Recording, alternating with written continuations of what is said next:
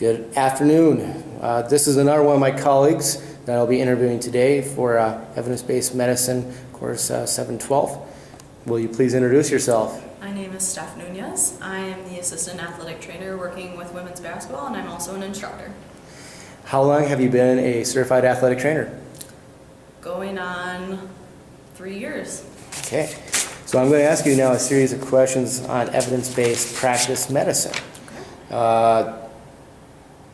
First question is, in your opinion, what is evidence-based practice? Evidence-based practice to me is staying current with the most up-to-date theories and models, doing research, not becoming complacent with old practices, kind of going out there and looking for, like I said, what's the most current, and then applying those to treatment, training, that sort of thing. How do you utilize evidence-based practice in the athletic training room? Well, by going out and finding that information, taking that into the training room, and reincorporating that and maybe dissolving some previous notions of what was correct. The gold standard changes constantly, and you won't know it unless you go and look for it. So kind of applying that in a day-to-day practice and getting out of your comfort zone a little bit. Do you feel prepared to practice evidence-based techniques? Yes, absolutely. And how were you prepared to do that? I think my graduate program that I attended prepared me for that. Kind of allowed me to learn how to go out and research those things and know what resources were available to stay current, as well as utilizing the CEU opportunities that we have, and especially the new mandated evidence-based practices that's kind of forced upon us to stay current, which I think is a very positive thing.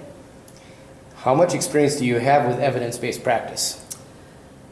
Seeing as I've only been certified for 3 years, I think my entire career has kind of been more focused in evidence-based practice, just because that was introduced right as I was graduating. So I'd say majority of my career has been focused in evidence-based practice. Okay.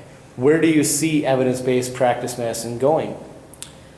I think it's going to evolve, and actually individual athletic trainers are going to start researching more independently instead of waiting for someone else to kind of create the information.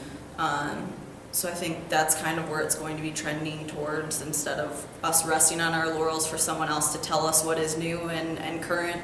We're going to have to become the go-getters. It's kind of where I see it evolving into.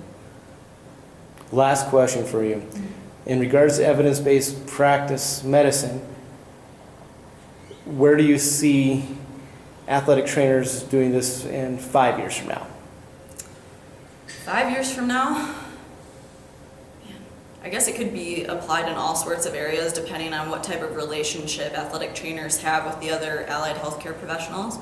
I feel that what we see on a day-to-day basis could probably be incorporated into evidence-based practice. So case studies, reports, injury rates, that sort of thing.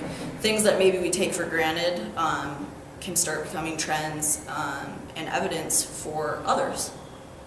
Well, thank you for your time, Steph. Absolutely. Have a great day. Thanks.